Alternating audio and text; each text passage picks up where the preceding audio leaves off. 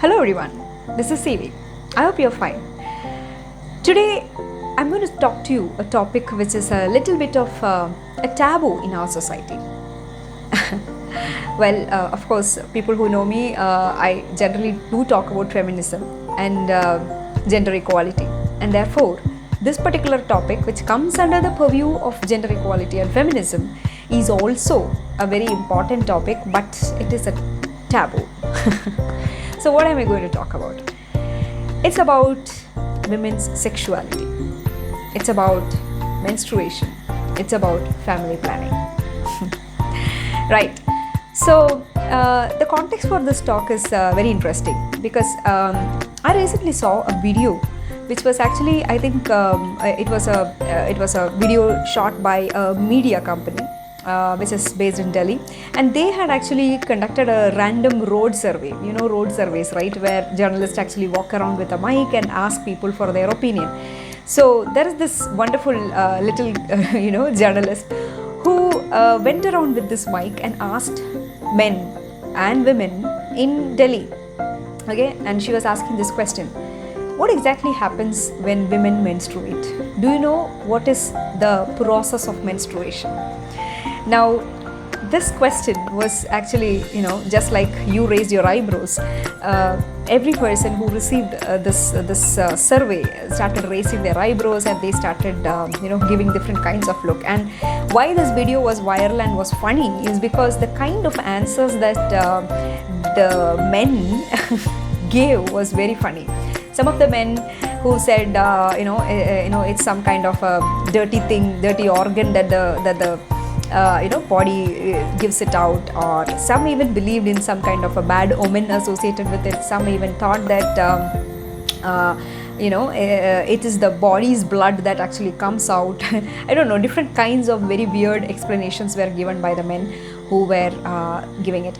But most importantly, the journalist also asked this question: do you know the science behind it, and whether you were taught this, and do you know that this subject is actually taught in schools? I think in the 8th standard or 9th standard we have this subject called reproductive system, and it is at that time it was taught. And most of them, including men and women, they said that particular class was not taken properly by the teacher. The teacher skipped that class, or maybe the teacher said you can just read it and understand for yourself. And in many cases the teacher was even reluctant to give or rather share the doubts. So this kind of this is what is happening in our country, not just in the country. I think this is a global thing. In fact, I did a small quick research on the subject to find out if the subject of sexuality as well as menstruation is actually taught, how it is taught globally in other countries, and I found that it is done the same way as we do in our schools. Now, that is why probably this topic is still a taboo. Now, the context, as I said, this particular video, when I shared this into a few of my WhatsApp groups, different WhatsApp groups, just like you are part of it, I am also part of a lot of WhatsApp groups. One, some of them were into, by women alone. Some of them were comprising of both genders, or all genders, I should say. So we had people from different walks of life. We had people who were, quite rich, middle class, upper class, whatever you call. At the same time, we also had people who were from, the bottom of the pyramid. So I had sent this randomly to a lot of WhatsApp groups and awaited the responses. And you know what? In a couple of groups, I heard a very interesting response, especially from a few men who said that, why are you sharing all these filthy videos into the group? Okay? Remember, it's a very bad video to be sent in a WhatsApp group to talk about menstruation.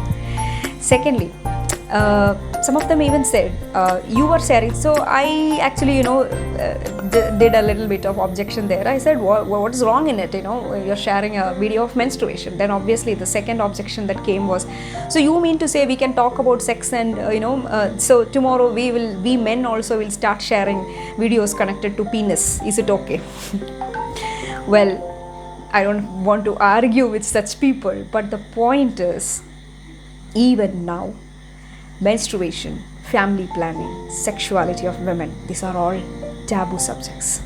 And when are we going to change? This is, I should say, the 21st century. Even now, we have such weird concepts and perspectives about a woman and her body. Well, I'm not talking about something that happens in Mars or Jupiter. What I'm talking about is that something which happens in every woman's body. Even if you are a male, please understand that just because, only because your mother was menstruating properly, that you are born today and you're alive. If she didn't menstruate properly, you wouldn't be even born. So I still don't understand why we have so much of taboo associated with menstruation and of course, as I said, women's sexuality. Talking about sexuality, this is again a very interesting taboo subject. I don't know when our society will be able to accept and understand that women do have sexual desires, and women's sexuality also involves pleasure. If you look at the kind of cultural conditioning that we have brought into even both men as well as women's mind, it is very simple. A woman's body is a matter of pleasure for the man. But I think time has to change even for that. A woman's body also is pleasurable. In fact, there are several research studies and scientific studies which says that woman's body is 10 times even more pleasurable than a man. Okay, now, but we don't talk about all these things, right? We are afraid to talk about all this because, of course, sex is considered to be the first crime that human beings did. I mean, it's like a crime. So what happens because we are doing, or we have all these kinds of taboos, is very simple. Youngsters, even students and the next generation, forget teenagers, even young kids today, they are exposed to the wrong notions about sex as well as the human body. These wrong notions actually lead to distorted perceptions, which actually ultimately lead into different kinds of crimes and wrong, I would say, negative perceptions. Now, it's high time to change all that. Okay. Now, third point, coming to family planning. Now, when I talk about family planning, even now, as we talk today, there are millions of women across the globe in different parts of the world who doesn't have access to family planning and who doesn't know how to manage their their pregnancy, or they can space their pregnancies, who have access to contraceptions, etc. And there is also a big stigma around contraceptions in such a way that men do not actually, or rather men are not interested to engage into family planning activities. It is the women's responsibility. In most cases, it's the women who have to actually take the responsibility of getting herself sterilized if she doesn't want to get a baby. Now, these are all topics to be discussed. Now, why did I talk about all this? And thanks to this amazing book. This is a book by Melinda Gates, The Moment of Lift. And this is, of course, I would say, the title goes, Empowering Women Changes the World, and that's precisely what I'm also talking about. When you empower women with their rights related to menstruation, family planning, or their sexuality, I think it will change the world.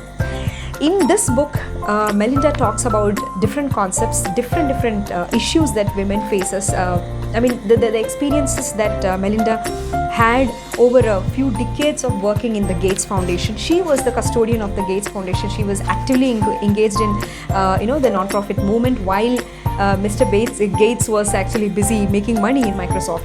And I would say personally that the greatest contribution of Microsoft or Bill Gates is not probably the Windows, but the Bill Gates Foundation, because the kind of works that they have done to uplift humanity, to uplift women, is amazing.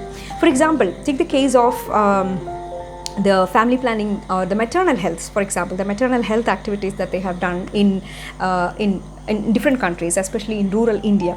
There's one story which actually took my heart. Which is very very sensitive. Melinda actually talks about her visit to a rural village in India, and in that village we find that there was no maternal health facilities there, clinics was there, and what they did is the Gates Foundation actually set up clinics and ensured that the pregnant women get proper treatment, or rather they deliver their babies in a healthcare facility rather than at their homes. Previously it was it was done mostly at their homes. Now what Gates or rather the foundation did is they trained a lot of health workers and they helped these women to basically give birth to their child to their babies in a healthcare facility. So Melinda actually explains a story where she met one such young mother and who had given birth to her son a couple of weeks back. So she went to her home and she saw that she already had 3 children and this was her 4th baby. And she asked, Melinda actually asked her, how did you experience, did you like the healthcare facility with which you have actually given birth? So this lady was, really fascinated. She said, yes, I am so happy. I got nutritious food. I got very good care, and I'm so happy about my childbirth this time. So immediately Melinda asked her, would you like to, give birth once more? Then promptly this lady said, no, I don't want to do that. I don't want to give birth anymore. So Melinda asked, why? Why? What happened? She was so shocked for a while. She thought it's maybe because of the poor facilities, and then she said, no, I don't want to give birth to one more child because I cannot afford one more child. If you want, you can take away 2 of my children with you. And this was so shocking for Melinda because this particular woman, she comes from a rural, very poverty, below poverty kind of a place, and she says she doesn't have access to, she cannot afford to, have more children, and their family, or rather the only time when they got this knowledge about contraception was after the 3rd child or after the 4th child. The knowledge was not available even. So I think this was couple of decades back, though you might feel that nowadays everybody is aware of all these things and nowadays everybody is getting sterilized and other things, but the fact is, even now across the globe there are women who may have access to these things, but probably they are not even allowed to get into family planning or saying no to an unwanted pregnancy. Even now across the globe there are countries which has stigmatized abortion and does not allow abortions. So, but thankfully in India we don't have that issue. We do allow abortions provided it's done by a medical practitioner. Now the point what I'm trying to convey is very simple. Women's issues are not limited to the general issues that we talk about, which is the sexual crimes or abuse that she faces, but there are so many deeper issues. For example, in this book itself, Melinda actually covers not just the family planning case studies, but also about issues about child marriage. Of course, you might be wondering, oh, child marriage? No, we don't have that. No, don't worry. We still have that. Okay. Child marriage technically means anyone below 18 years. And in India, even in Kerala, in every part of India, there are children aged 15 and 16 years getting married, even today while I'm recording this video. So we cannot ignore it. We also have, she also touches upon women in agriculture, the kinds of impediments that they face, unpaid work as well as low paid works that women have to face, women at workplace, different kinds of women issues at workplace. She also talks about girls in schools and the dropouts that we have across girls in schools. Now again, these are all global perspectives across the globe. This book, I would say, is a must read by every woman out there as well as every man out there, or any gender out there, I would say. Then you will understand why you need to be a feminist, why you need to work towards equality. Gender equality is a very sensitive subject, and being talking about feminism is considered to be a very big taboo over here, and people who are feminists do talk about unwanted subjects like menstruation and sexuality, like me, but the fact is that I believe that if there is something that is strong enough to be spoken about, it needs to be spoken about. In fact, many people ask me, why do you proclaim yourself as feminist when you can when you say like that, others may feel a diffidence, or they'll feel some kind of a defensiveness towards you. What I feel is the reverse. I feel if you are strongly passionate about your subject, there's nothing wrong in talking about it. Secondly, all of us proclaim so many things. Like, for example, people proclaim about about their religion, their caste, their affiliations. They say that I am I belong to this religion. Why not affiliate yourself to something that is so important for the world, that is something so needed for the society, and something that uplifts the entire humanity? And that's why I'm a feminist. So thank you once again for watching this video in full if you reached till now. And do talk about these subjects. You don't have to worry about anyone. Do keep on talking about all these things. And going back, I also feel that more and more episodes about these subjects will be coming in my channel. So do subscribe to my YouTube channel over here, Dr. CV. I'll see you in the next edition. Bye.